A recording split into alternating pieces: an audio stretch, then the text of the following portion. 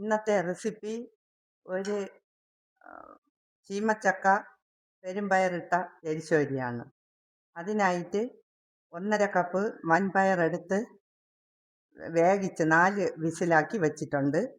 ഇത് പെട്ടെന്ന് ഇത് വേകാൻ പ്രയാസമായതുകൊണ്ട് കുക്കറിൽ വേവിച്ച് വെച്ചേക്കാണ്.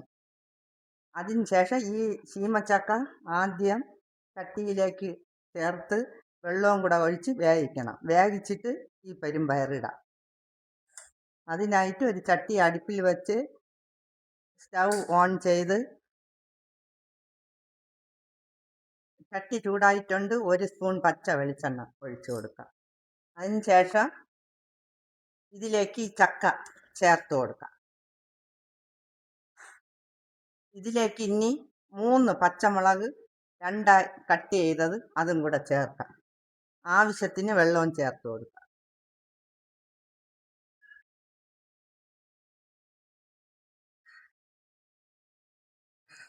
ചേർത്ത് ഇതിനെ വേവിക്കാം. ഇത് വെന്ത് വരുന്നതേ ഉള്ളൂ, വേവായില്ല. ഇനിയും കുറച്ചുകൂടെ വേകാനുണ്ട്. ഇതിൻ്റെ കൂട്ട് തയ്യാറാക്കാം. അതിനായിട്ട് അരമുറി തേങ്ങ തിരുമിയത്, ഒരു ചെറിയ സ്പൂണിന് 1 സ്പൂൺ മഞ്ഞൾപ്പൊടി, മുളക് പൊടി ഒരു 1/4 സ്പൂണ് മതി. അതിന് പകരം എരിവിന് കുരുമുളകാണ് ചേർക്കുന്നത്, അതാണ് ടേസ്റ്റ്. 1/2 സ്പൂണ് ജീരകം, 3 വെളുത്തുള്ളി അല്ലി ചതച്ചത്. ഞാനിത് കല്ലിൽ ഇടിച്ചാണ് എടുക്കുന്നത്. ഇത് ഇടിച്ച് ഈ കൂട്ട് തയ്യാറാക്കാം. ഇത് വെന്ത് വരുന്നുണ്ട്. വെന്ത് നല്ല പാകമായിട്ട് വരുന്നുണ്ട്. ഇതിൻ്റെ കൂടെ പെരുമ്പയർ അവിച്ച് വെച്ച വൻപയറും കൂടെ ചേർത്ത് കൊടുക്കാം. ഇതിന് ഇനി കുറച്ച് ഉപ്പും കൂടെ, ഇതുവരെ ഉപ്പിട്ടിട്ടില്ല, ഇനി കുറച്ച് ഉപ്പ് ഇട്ട് കൊടുക്കാം. കുറച്ചുകൂടെ വേവിക്കാം.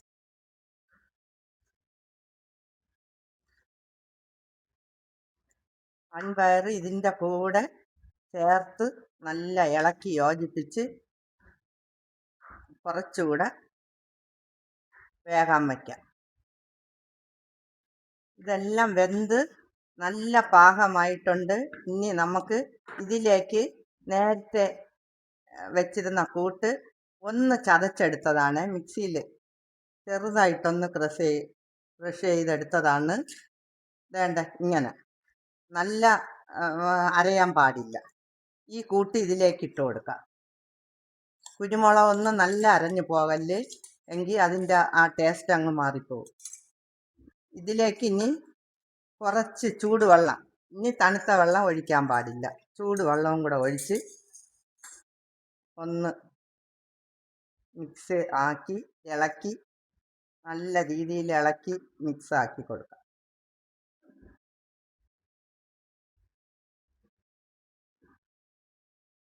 ഇത് എരിശ്ശേരി റെഡി ആയിട്ടുണ്ട്.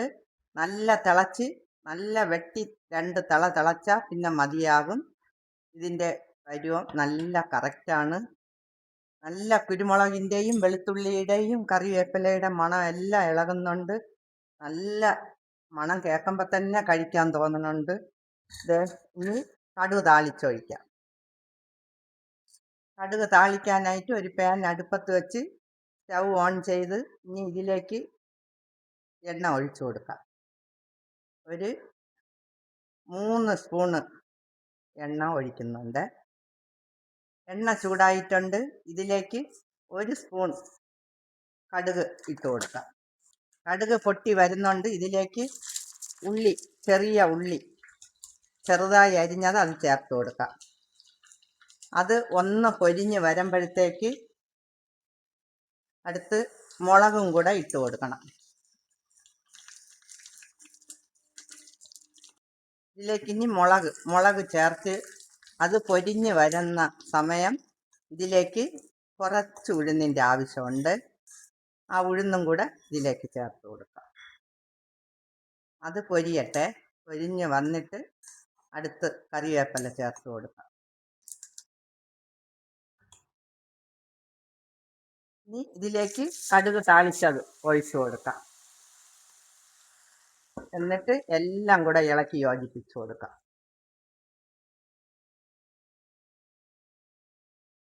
ദാ എരിശ്ശേരി ഇവിടെ റെഡി ആയിട്ടുണ്ട്.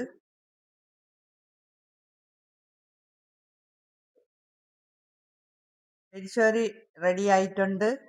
ഇതെല്ലാവരും ട്രൈ ചെയ്ത് നോക്കണം. നല്ല ടേസ്റ്റിയായ ഒരു ഡിഷാണ്. ഇത് എല്ലാവർക്കും ഉച്ച ഊണിനും കഞ്ഞിക്കും കഴിക്കാൻ പറ്റിയ ഒരു എരിശ്ശേരിയാണ്. വീഡിയോ ഇഷ്ടപ്പെട്ടാൽ ലൈക്ക് ചെയ്യണം, സബ്സ്ക്രൈബ് ചെയ്യണം, ബെല്ലൈക്കൺ അമർത്തണം. മറക്കല്ലേ.